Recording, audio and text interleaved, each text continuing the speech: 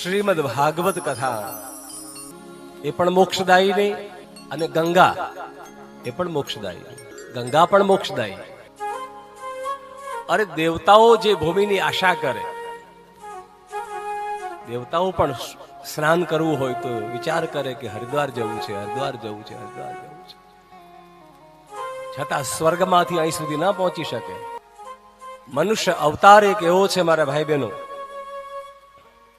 જે હું ને તમે ભાગવત સાંભળી શકીએ છીએ, ગંગામાં આપણે ધારીએ ત્યારે સ્નાન કરી શકીએ છીએ, અને આપણે ધારીએ